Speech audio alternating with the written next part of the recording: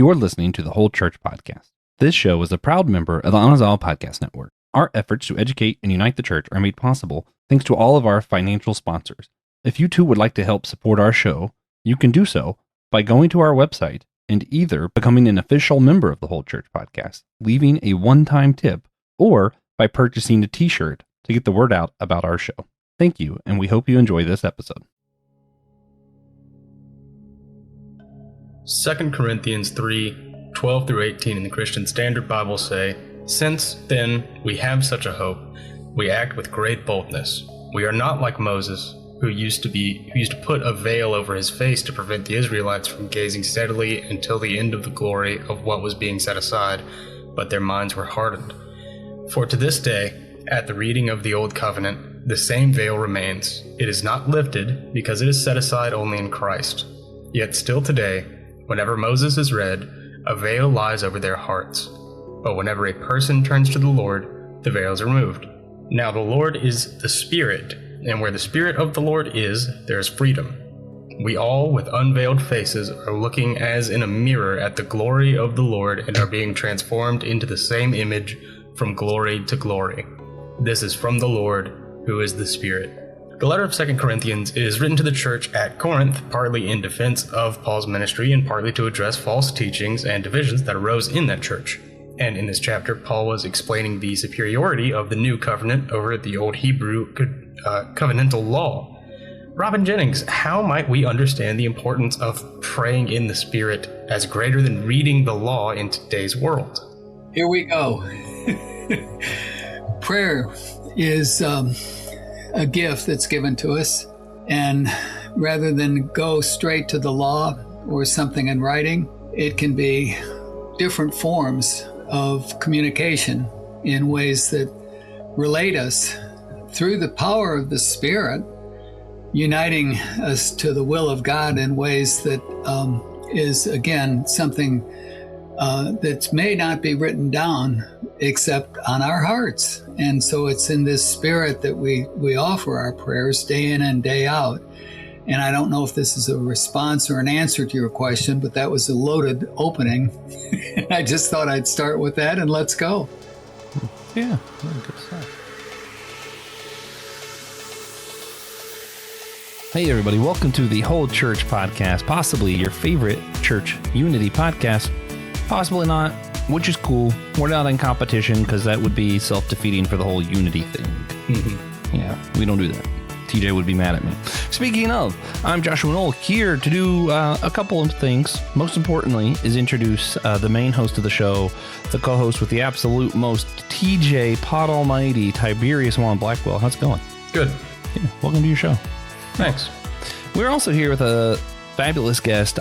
Really excited to be speaking with author, pastor Robin Jennings. We're going to be talking about his most recent book, Expressions of the Soul, Celtic Christianity and Life with God. Mm-hmm. Robin T. Jennings is a graduate of Virginia Theological Seminary and an advanced degree in spiritual direction from the Shalem Institute in Washington, D.C. Robin's a lifelong learner who enjoys bringing practices from the Christian spiritual tradition into the contemporary world of everyday life. He has served in Louisville, Kentucky as rector of St. Francis in the Fields Episcopal Church from 1983 until his retirement in 2014. So, if you want a career, there's a career. You can go to our website, purchase one of our t-shirts. This helps promote the show. It raises money for podcasting needs, and it lets others know about the importance of our mission to educate and unite the modern church. Mine is, of course, favorite, is the TJ quote on the back. It's a shirt with the logo on the front and nothing on the back. It's perfect. Yeah. I'm sporting today, topic relevant. So with the Irish Trinity knot on the back. Oh. Yeah. So you can find that one. We got some nice church unity, creed quotes along with it. But that's a good one. Yeah. Also consider checking out some of the other podcasts on the Anam Cara Podcast Network. Some of them are pretty good. I'm on Be Living Water. We're both on Systematic Ecology. Christian Ashley is on all of them. Check him out at Let Nothing Move You, or literally any of them, probably. Yeah. But as usual, we do like to start with a very important sacrament here. It's sacred to me. which is silliness, because you can't be divided when you're being as silly as I like to be. Today, silly question we're going to start off with. DJ and I'll answer first, give you time to think about it, Robin. If you could invite 3 fictional characters with you to a Celtic pilgrimage, we're just hiking around Ireland, who are you going to take with you? I'm going to go absolute first, because there is a correct answer, and it's Samwise Gamgee. After Samwise Gamgee, I want to go with Captain Benjamin Sisko from Star Trek. And then I'm just going to mess everything up and bring Monkey D. Luffy with me. Sure. Mostly because when we have a feast in Ireland, Luffy's going to be a fun one to have there, I think. Yeah. So DJ, what 3 fictional characters are you hiking around Ireland with? I think it's really easy to just go with, Tolkienian. You just Lord of the Rings Lewis. characters. Yeah. Yeah. If I could remember more Narnia characters' names, I would probably say them. But it's been a very long time for me. Just walking around with Aslan. He just didn't even need the rest of them. Aslan would be a good one. Aslan would be a great one. Definitely Sam. Probably Frodo, too. It would just feel weird to have one of the two. There's a lot of good, easy answers. Yeah. Can I choose King Arthur? You can. I count that as fictional. All right. And it would be really entertaining given the context. We're in Ireland. Yeah. See what he feels about that. Yeah. But also, Frodo's too whiny. I would never include him. That'd be fun. I might include, throwback to another silly question, Christian from Pilgrim's Progress, or somehow no one answered for the evangelist missiology one. When they're talking about Pilgrim's Progress, no one brought up the character evangelist. So I could have brought him too. He'd be cool. But Robin, 3 Where fictional do you guys characters. come up with this stuff? Yeah. All right. So you got to realize I'm just a little older and a little more mature. So I'm going for fictional characters, but the ones that actually were historical in my life, but hysterical in ways that I still consider and think of them today, is Lassie the dog. Remember? Have you ever heard of Lassie? First book I ever read. I see. Don't you start to cry? And now I want to go to, you're talking about, aren't we making a Celtic pilgrimage? I've got to have a dog with me. And then I would have,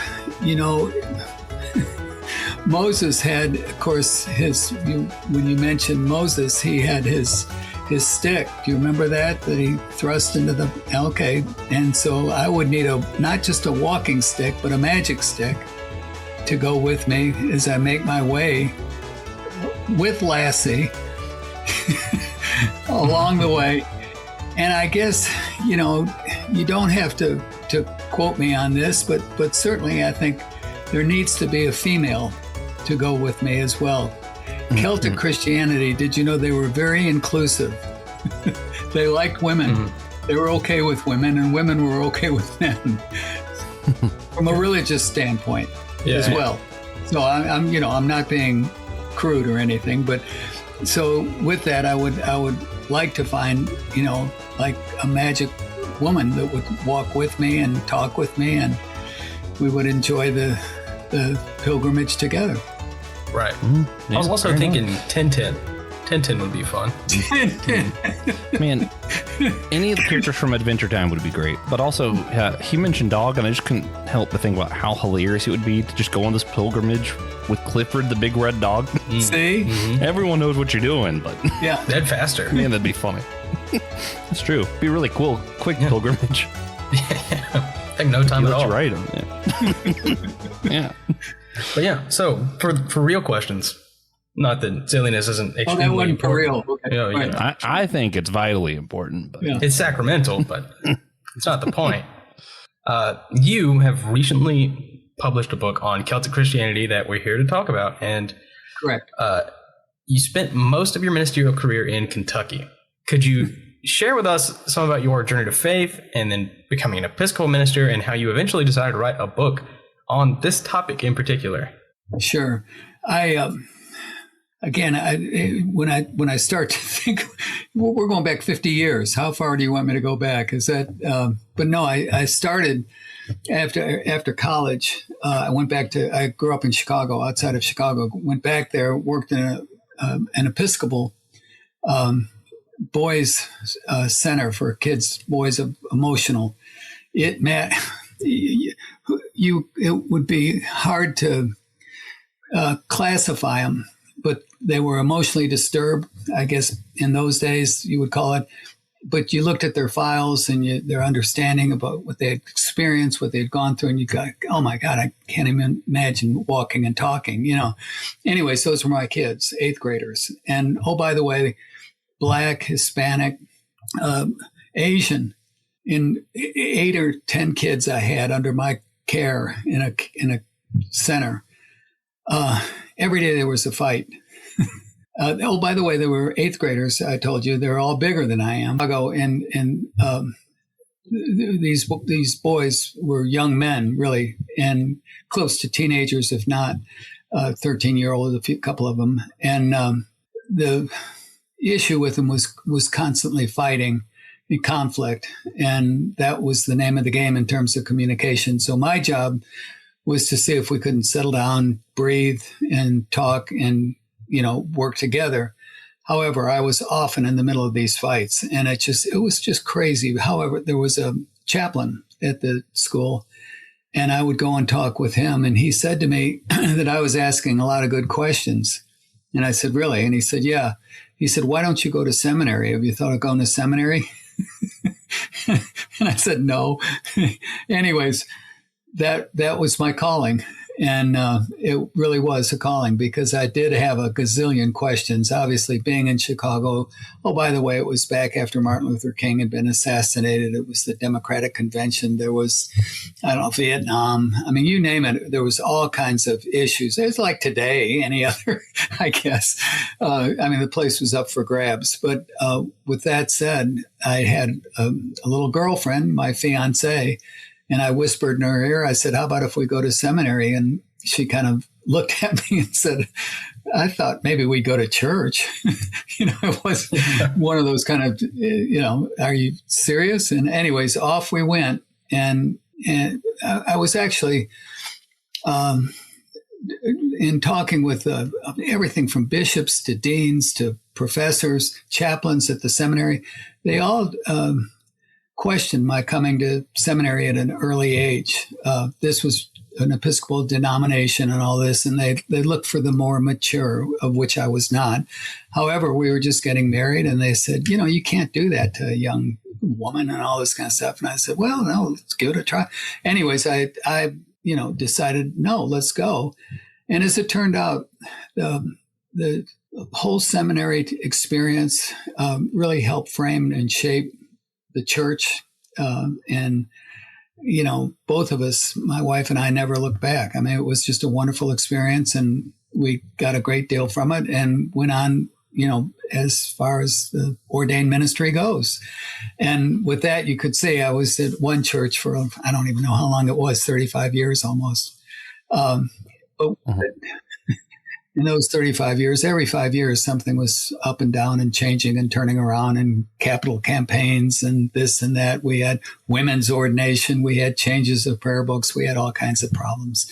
And yours truly, being in a leadership position, was right in the middle of it all. So there we go. It is interesting, too, with all that experience, then working as an Episcopal minister, everything you've been through. People might expect that you would have wrote something about the history of American Christianity or English Christianity, but your book, you're focusing on Celtic, on the Irish. Sure. Why would you choose that focus over maybe some of those others? Well, the first 3 books I wrote, they were more Bible studies. And that came out of, I taught the Bible, which was very good in the Episcopal Church. I had a real full, big crowd. Yeah, it worked great. And I really enjoyed that. It was a big part of my week, was to spend that time in Scripture. With that, though, after those 3 books, I wanted to then go from, and they were all about spiritual growth. You mentioned my being in Shalem, which is a spiritual direction program. That had a big impact on me early on in the ministry. And from that point on, I guess, is where I was providing that kind of interest in the Episcopal Church, not just the liturgy, not just the prayer books, but, your relationship with God. Let's talk about it. But by the way, we also had back in those days a AA, Alcoholic Anonymous group, largest one in town. How about that for a prize? But it was incredible. I mean, it really turned out a lot of great people. And the reason why I'm saying this is I would go every month to the open meetings, and I would say, "Hi, I'm Robin," and they'd say, "Hi, Robin," this kind of thing. But then I would say, "I'm the minister here. Welcome to St. Francis. I'd love to meet with you. If there's any time you want to talk, please feel free to do so." They did. All these guys, a lot of the guys would come, developing, working on a particular step. They'd want to talk about it. And again, about God, the image they had of God. I'm coming back to your question long ago, or whoever asked it. Was it TJ? you asked the question of, so how did I get to Celtic Christianity? After the books on, I wrote a book on Peter and then one on Paul. Peter, Paul, and not Mary. The third one was on James. So those three books were all about spiritual growth. And also the book on James was on mentoring, which I think is a really important aspect of our ministry. With that, I then decided I'd like to write now some books on spiritual traditions within the church that often are overlooked. Now we get started to Celtic Christianity. That was 3rd, 4th, 5th century. After the creeds were being developed, after the theology was coming around, after Rome fell, what was going on with the church? So that's where I pick up the story on Celtic Christianity. I'm now also writing a book on Christian mysticism. I don't want you guys to think I'm sounding wacky. That's a whole nother dimension in the Christian spiritual life are the Christian mystics. And I could go on and on about all of that as well. But with this said, it I think really pushed a button for many people in terms of the book itself. The Irish, the Scottish people particularly, they love the book. The O'Learys, all this kind of stuff. But in all seriousness, the people that were not familiar with it, they looked at the title of the book, Expressions of the Soul. I go around, I do a lot of teaching now in large churches in Louisville. And they all jumped on the title, Expressions of the Soul. What do you mean? What are you talking about? Now again, they're looking at me like I'm some kind of weirdo. I'm saying, no, let's talk. Now, you guys interrupt and ask more questions, but I can tell you that was the jumping off point for a lot of people, was to begin to really give some consideration and thought to the place of the soul in their life. Mm-hmm. Mm-hmm. How's that for an opener? Pretty good. Okay. That's pretty good. So, for those who aren't familiar, how would you describe Celtic Christianity, and how is it different from other spiritual traditions? Okay. That's kind of not a loaded question, but it does. Part of the bridge I've tried to create, at least in my own mind and my own spirit, my own conversations with people, is it's not separate from Christianity. It's not different. From the Catholics, there's that sense of they split off from the Catholics. They did not. The Catholics got crushed, by the invaders and the all the different tribes that came in and blew up the Rome. And the Irish, the monks would come down into Rome and get whatever kind of, they'd collect Bibles, they'd get manuscripts, anything they could, and they'd bring it back to Ireland for safekeeping. And that's when that started the artistic side of the Celtic Christianity, was the illumination of Scripture and the painting and all that went with that. Back to the question of, again, the difference. How did you say that, TJ? Was it the difference between Celtic Christianity? Yeah. Okay, so I hesitate to go with difference because here's an example. Celtic Christianity obviously was connected with nature. That doesn't mean they're pantheistic, or, they believe that the tree is God, or that Lassie is an angel or something. She is. The dog, remember? Yeah, right. But what they do is they recognize God, the creator, is in that tree. God, the creator, has created these mountains. God, the creator, brings us the water, the waves, and that, again, if being up in the Highlands of Scotland or over in Ireland, incredible geography, with water, of course, all around. And that was really a big part of the beginning of the Church of Celtic Christianity.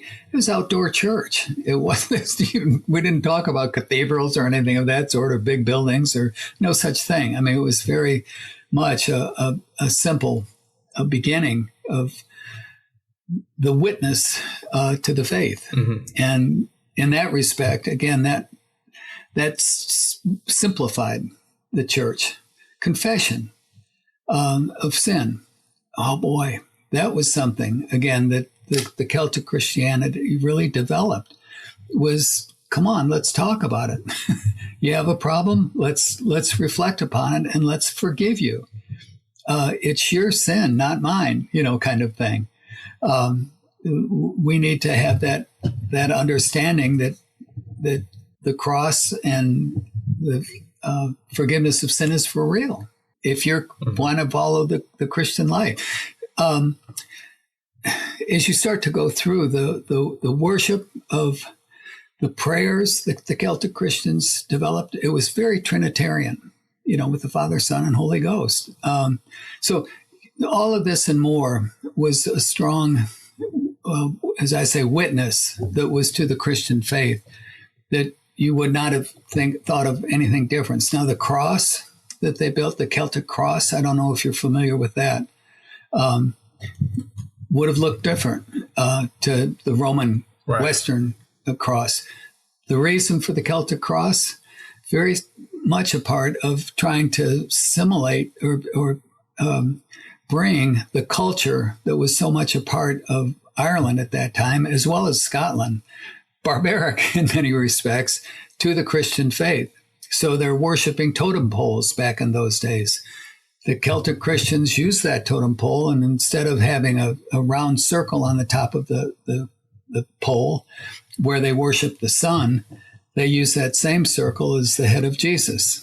Then they put up the arms, and all of a sudden they're talking about the cross and the crucifixion. And, so with that came the Celtic cross. The holes around the ground were a reminder of the water and the air and the land and the fire. I mean, the basic elements of life were also witness to God the Creator.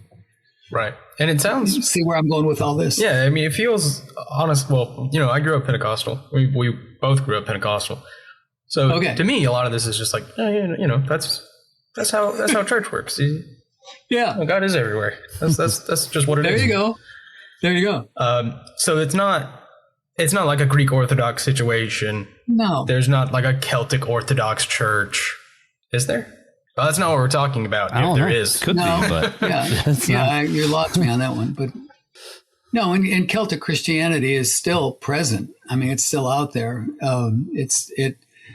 It was on its own in Ireland and Scotland for the most part, and really spread the gospel throughout Europe.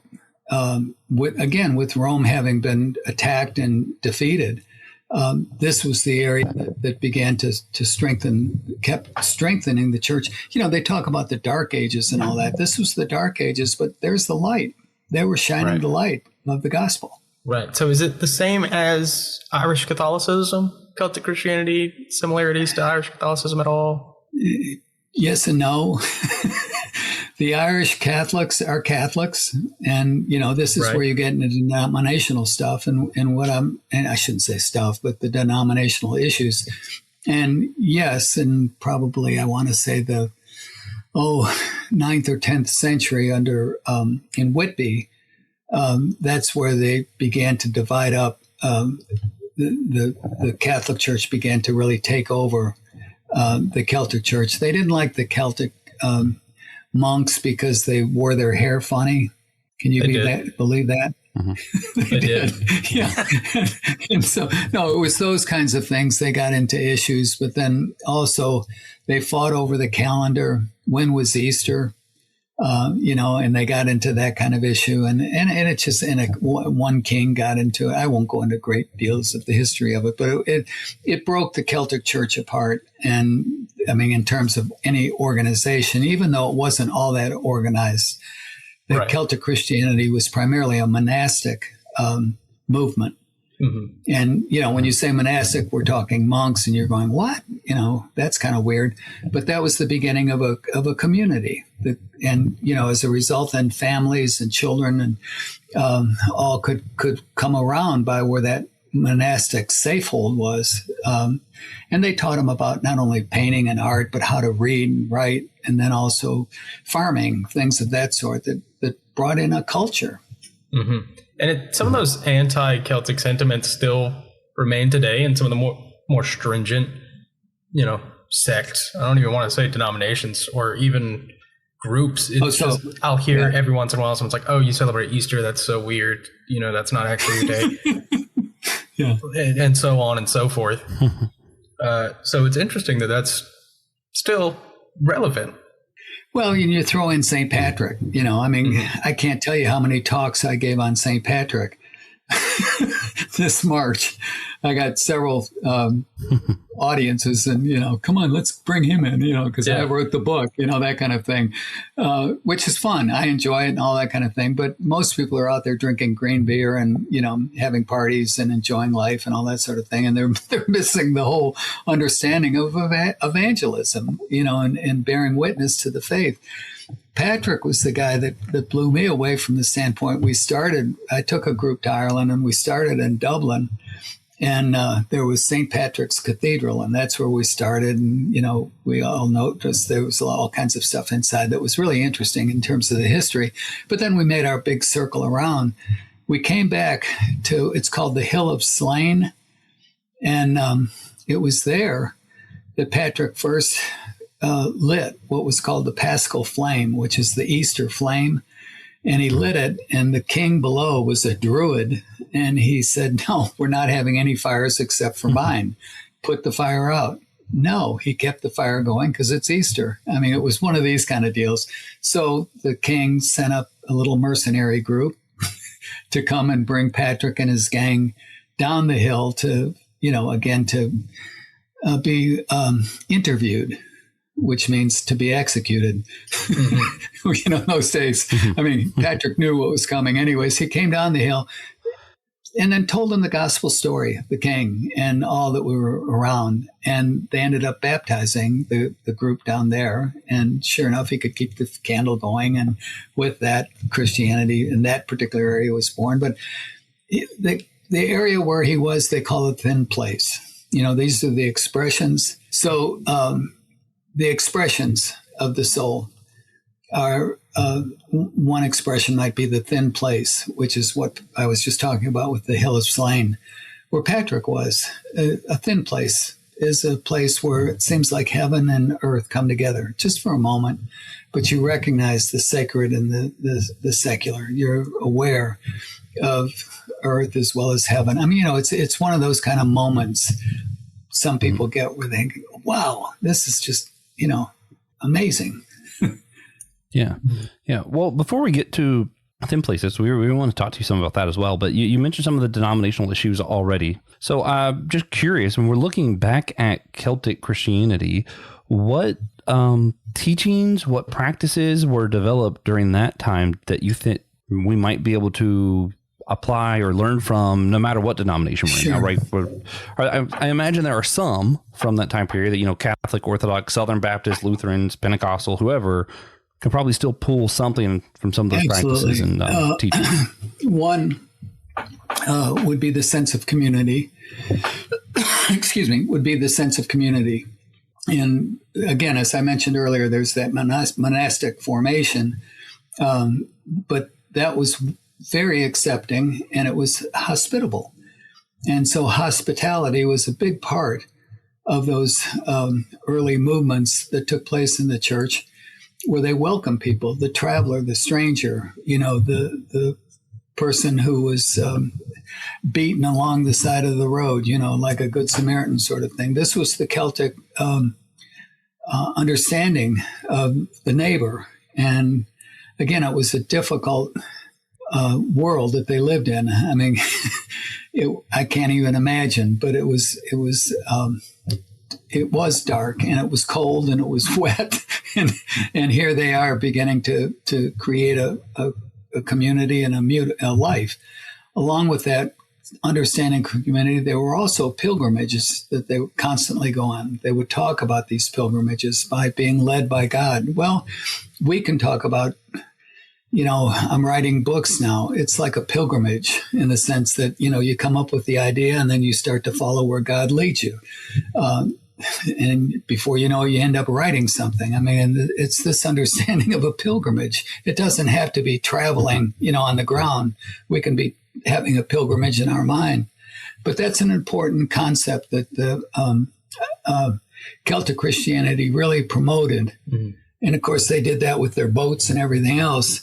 I would say, too, their understanding of Genesis that would be appealing probably to all denominations that was early.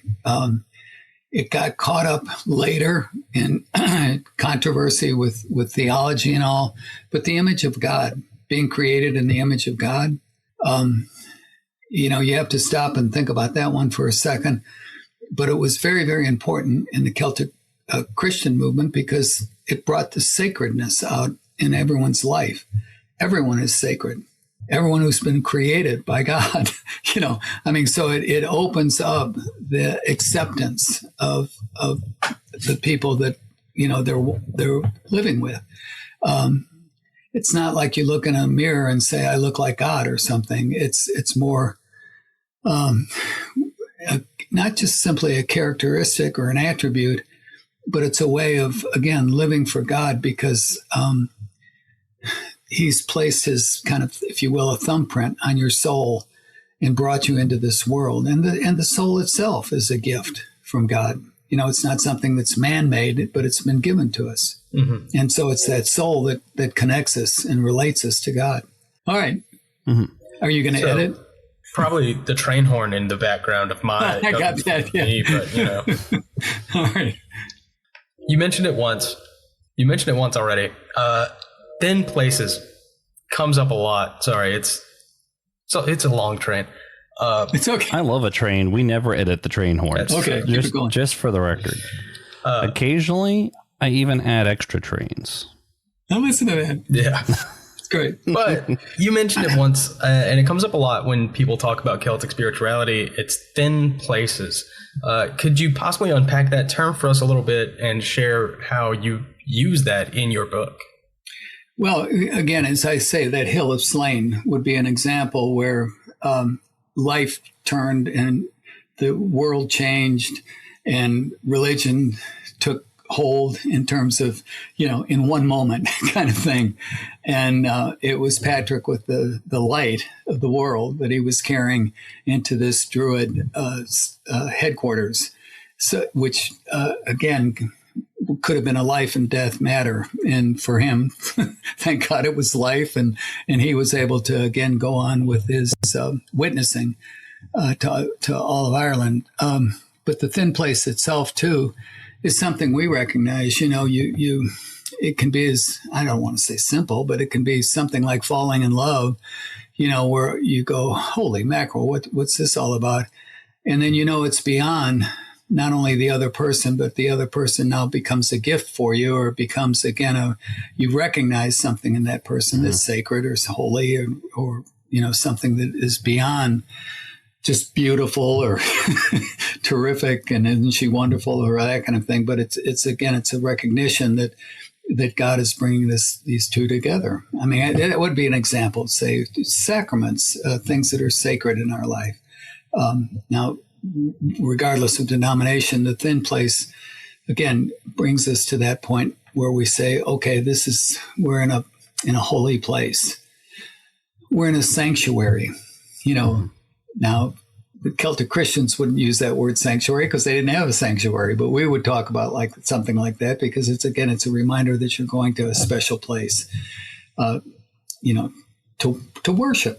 Mm-hmm. And so here again, thin places can be, you probably experience this in worship where you think, man, that was just incredible.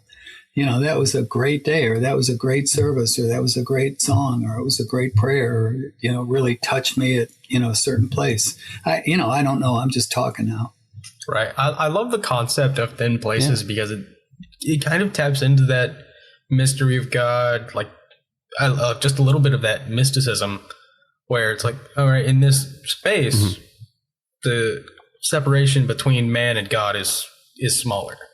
Thin. And in a country like Ireland, you totally believe it. Yeah. Yeah. Well, and I You've feel been like there? It's easy to think like outdoor wise that you're like, hey, these places. TJ and I go to a camping place called Cumberland Island. For me, I'd probably call that a thin places. But even like within our churches, and it probably depends denomination, weirdly enough. I feel like a lot of your Baptist Pentecostals are probably thinking of altar calls as a thin place. And then you probably have, your Lutherans and Anglicans thinking of the sacrament of the Eucharist as like, oh yeah, that moment, that's the thin place. So it's funny, like as you're talking about it, I feel like different people might imagine different things, but I think that term's still relatable regardless. Very much so. And you want to say it's natural.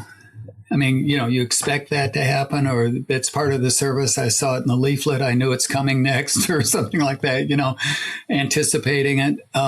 But bring in the supernatural. I mean, that understanding too, that something greater than, and it all of a sudden, it doesn't explode, but it blows it open in ways that magnifies it much greater. Mm-hmm. And that's why in, places that aren't Ireland, like South Carolina, we have whole special little chapels in beautiful places. Some people would say pretty places because it's called Pretty Place. And it's just a chapel on top of the mountain where people feel, they get caught up in the sense of beauty and wonder and makes them feel close. It's a thin place and it's great. My cousin got married there. It's pretty cool. Yeah. A lot of Old Testament references too, something happened with God somewhere. So you're going to set up a little altar, a little memorial here of, this is where Jacob wrestled with the angels, or this is where God led us across the sea. Yeah. Same kind of deal. Yeah. And that's too where the Celtic crosses also often were held and positioned, where they were once Druid stones, they became Celtic crosses and they became places of worship, and so all of that, I think starts to pull together in terms of the witness of Celtic Christianity. Yeah. I think it's, a lot of people are quick to criticize that era of Christianity because they're, appropriating pagan symbols. It's like it's not. It was cost effective. It's efficient. Try that. Yeah. I hadn't used that before, but that's good. I don't understand. Yeah. And then you put in. Go ahead. Go ahead. There you go. Well, I was going to say they have in the book itself many different expressions that are important to the Celtic Christian tradition, as well as their engagement with not only God, but now with the people that they're forming and shaping in this new spiritual life or Christian faith. But Saint Bridget would be an example, a female saint. Now, see, the Catholics go nuts when I start talking like this, but I'm talking to you guys, so I hope you appreciate. But anyways, in all seriousness, it was a reminder of her, without getting too graphic. She was born on a threshold in a little cabin. Her mother was actually a slave who had been raped by the guy that, ran the farm. And as she began to step over the threshold, she began to question her life. The mother, do I go back to this jerk, or can I take my baby and leave? It was one of these kind of matters that she was standing on. And while she's standing on the threshold, suddenly little Bridget comes out. And Bridget was known as the saint of thresholds. Be it going from winter to spring or, going from being, fishing, having a good day of fishing. You had a day like never before. If you were developing your crops, and you went from the winter to the planting of spring, and then comes the summer, fall. Where each season became a threshold, and certainly in the homes as well. All of that was again a reminder of the change and the transitions that take place in our life. So these different expressions, such as Bridget's, were again reminders the way God's working in our life and changing us. Well, we don't want to change, and we want to shut the door, keep things the same. No, let's try something new. And so off we go. Yeah. And I think we do often get too wrapped up in, is this, are we contextualizing the gospel? Are we appropriating a culture? Are we doing synchronism? And I feel like we get too wrapped up in some of the terms, especially when you consider the whole Jesus movement was just revamping Hebrew religion. Jesus's whole thing was basically appropriating the Hebrew religion to, what I consider a new faith in the new covenant. But I just want to shout out one of the books that I found most challenging in my life that I've read. I don't know anything about the author, so I apologize if he's not great, but William A. Darnus, it's Insider Jesus. Okay. And it talks about a lot of people who don't like the term Christian, who became followers of Jesus in different contexts, where they saw Jesus in the Quran or in their Islam faith or in, whatever these other contexts are. And the only way they know Christian, that's just people who come in and try and kill you. But then they find Jesus in this other context. So they become followers of Jesus and how it looks different in all these different contexts. Fascinating read. Really challenging if you grew up similar to me with a certain idea of Christians are right and other people are wrong. And sure. if you find contextualizing and appropriating and all that stuff challenging things to think about, that book's incredibly challenging. Right. Yeah. Yeah. And it's called Insider Jesus. Yep. Yeah, it's Insider Jesus, Theological Reflections on New Christian Movements. Wow. All right. Yeah. Look at you. What you doing? Pretty good. Yeah. I like it. Okay. I liked it. It's been a while since I read it, but yeah, which anything that has been a while for Josh Ford does need to be revisited. Yeah. 2017 though, it wasn't that long. Yeah. Yes, it was. That's when it came out. I've probably read it since then. Yes, it was. That was a long time. It's only like 9 years. It's not a whole 10 years. That's not that bad. 9 years ago, I was 17. Well, apparently it won Christianity Today's Book of the Year award. Okay. So it can't be bad. No. I don't think. Not likely to be bad. I'll say it's not likely to be bad. That's a good answer. Not likely to be bad is a good one. So, Robin, who did you... It was definitely challenging. Yeah. Who did you intend as the audience for this book, and what are the main lessons that you hope people will come away with after reading it? Sure. It was one of those books, as I said, that was on the foundation, built on the foundation of the early church. And it has been overlooked or rejected, or, however people might consider Celtic Christianity. What I found with the book, as well as with Ireland and Scotland and Celtic Christianity, is, again, an understanding and an awareness of the presence of God. And that emphasis is something that is so important to introduce, especially another generation or a group of people that are uncertain or filled with doubt or have stepped away from God, and for whatever reason are not willing to get engaged again with God. So it's not like it's a book that's designed to help those who are lost necessarily, or who are grieving, or who are upset with the church. However, there are people out there that are nominal believers, or what do they call them now? Nuns. The ones that they're on the bottom of the list. And I don't believe any of this stuff. Yeah.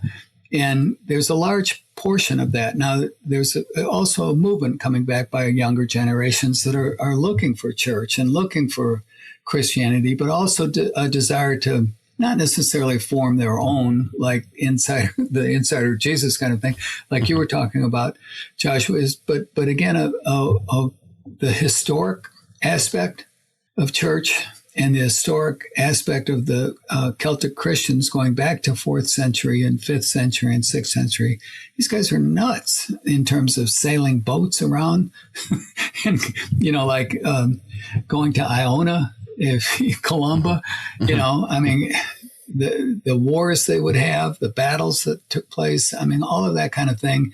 And yet their call for peace, their call for civilization, their desire for a sense of community, and a respect again for each person was something that is a reason again for my writing. That they're people that now communicate something for us that we need to hear for today.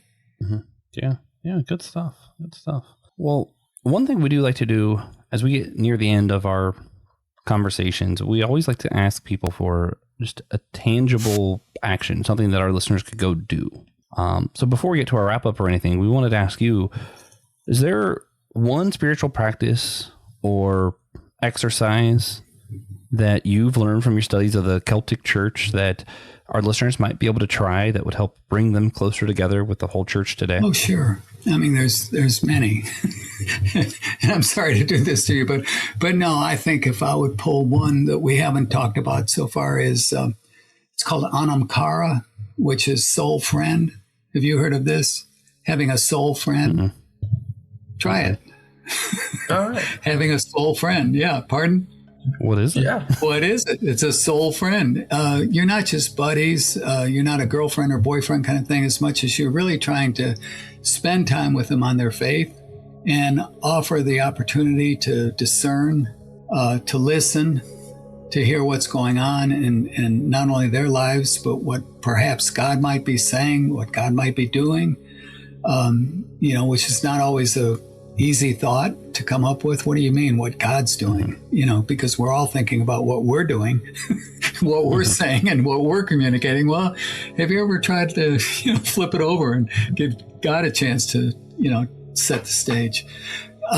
So an Anam Cara is a soul friend and is a person who will sit with you and provide that, not just patience, but compassion perhaps, and appreciation of, may it be a struggle or a certain tension that's taking place, but it could also be insight and discovery, these kinds of words that again, are opening to the faith and allowing God to be real in terms of what they're about. Right. So if everyone develops an Anam Cara, finds theirs, how does that change the world? How does that change us in the church? How does it change everything? I think one of the things that we've tried to do at our church, and it continues on, is to mentor. And Anam Cara would sort of be that tool in your back pocket you can always pull out. I don't mean it to sound like that, but certainly the need for people who come to church, either be it families or individuals or kicking tires or just kind of sniffing around, but to do something more than, just give them a cup of coffee and say, I'm glad you're here. But is there an opportunity that we can meet and discuss further about what brought you here to church or what you're looking for and what ways we can be of support? And that's, again, when you start to begin the process of mentoring, which is something you want to work with your staff and all who are involved in it. So you're not just a lone ranger. Right. Makes sense. That's another fictional type person. Mm-hmm. That's true. Lone Ranger on a Celtic pilgrimage would be pretty funny. There you go. What about Texas Ranger? Guys, I'm sorry. I didn't mean you're too easy to work with. Yeah. So we do like to do what we call our God moment. We share what God's been doing in our life, like you were saying, what God's been up to in our lives recently. And it could be anything. It could be a challenge, a blessing, a moment of worship, whatever the case is, whatever he's been doing in your life. Now let's make Josh go first to give the rest of us enough time to think. So, Josh, do you have a God moment for us this week? Yeah, it's a compounded one.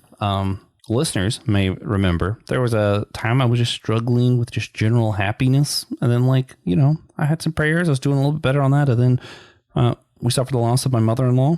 Interesting timing and struggling with that, and that was pretty recent.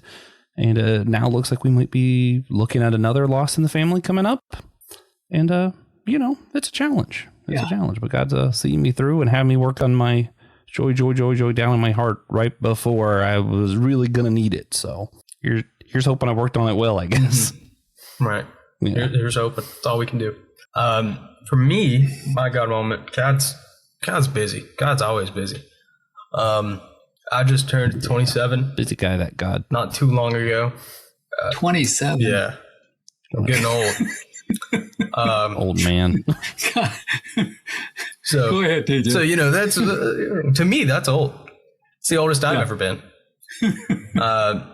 So that brings its own host of new worries and issues. And do I need term life insurance? Am I 5 years late to have term life insurance? It's a whole thing. But also my grandmother has discovered she has cancer. At this point, she's kind of anti-treatment. So we're going to enjoy it while it lasts. And hope and pray that it's easy. So that's kind of where we are and what God's been up to in my life. So, Robin, do you have a God moment for us? Yeah, that's not a downer. I like how we just really, we both just really brought things down. Yeah, I'm going to bring it up. It's grandchildren. Great. Thank you. I don't have any of those. Well, no, you don't. Wait a while, TJ. Yeah. But I can't tell you how exciting they are. And Joshua, you were talking about joy. I mean, those kids they're all about it. And long story short, they were driving me crazy the other night. We had three of them boys. Girls weren't there. They weren't invited. These were, no, I'm not kidding you, but these guys they didn't want to be with us. But anyways, I took them to a driving range just to get them out of the house. And one kid was hitting the ball, and he comes up to me a second later and says how sorry he is. He's so sorry. I said, what are you sorry about? He said, I threw my driver on the roof behind us. Oh, yeah. So we had to go to the manager. The manager had to come, get a ladder, go up and bring them. Kids were ducking and crying. And, it could have been a pane glass window that he'd gone through. But fortunately, that was it. Next day, he was the goalie in a state final down in Elizabethtown, Kentucky, and they won. And he was the star goalie. Nice. And I'm telling you, in fact, he said to me, Papa, he said, and it sounded like Charles Dickens. These were some of the most difficult. Last night was the most difficult time, and today was the best time. When he had the goalie and won the trophy and all that kind of stuff. All that's a way of saying, part of where God is for me is reflecting now and living through and experiencing some of the times these kids have. Because, I worry about my kids are now 50 years old, DJ. But, they've got these kids that are 16 and on down. And that's a different ballgame when you become a grandparent. I mean, it's like a paradigm shift. You just, thinking less about yourself, more about these other kids. Yeah. I mean, if he's throwing clubs, what kind of world? He's throwing clubs. He's right where he needs to be. Sounds like he might be a golfer. He could be good. But no, it's what kind of world are we giving him? And what can I do to help and all that sort of thing. Right. So I'm there for him. Put it that way. Right. And that's hard. It's hard.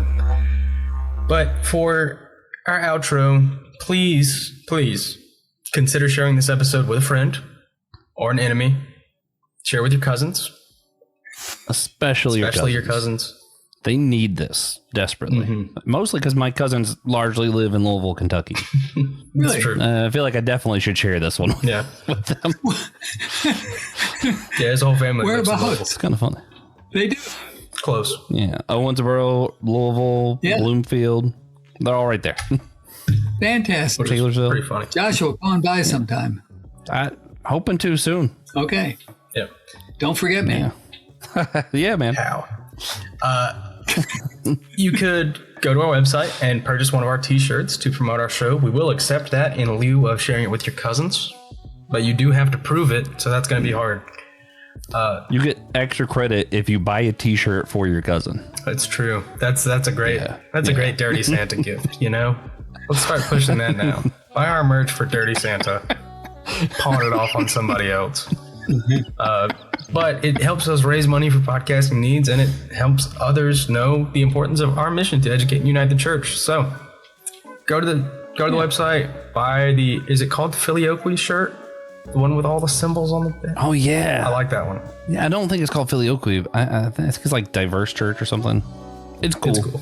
I know what you're talking about. Words fill in the gaps of a broken church thing. Yep, it's cool. I like that one. I like that one a lot. Yeah, me too. Also, check out some of the other shows on Ozell Podcast Network, including Kung Fu Pizza Party and Friday Night Frights. Or if you want something more in theme with church stuff, My Seminary Life with Brandon Knight. It's a good show. Oh, Theology on the Rocks. Leah and Christy. Haven't shouted them out this episode yet. Check that out. Yeah, it's good stuff. They're great. But we hope you enjoyed it. Coming up, we'll be interviewing Jason G. Green, the author of Too Precious to Lose and former associate counsel to the Obama administration. After that, we're going to have a short break for a week or two and then begin a series on the behind the scenes of ministries from the local church to publishing and further and beyond. There's a lot of scenes to get behind. I got the pew builders and an organ builder confirmed. Pretty cool. Yeah. You want to know how organs get built? I do. It's very interesting. And I've actually looked into it quite a bit. So finally, at the end of season 1, Francis Chan is going to be on the show. Probably. If someone tells him about it. Maybe.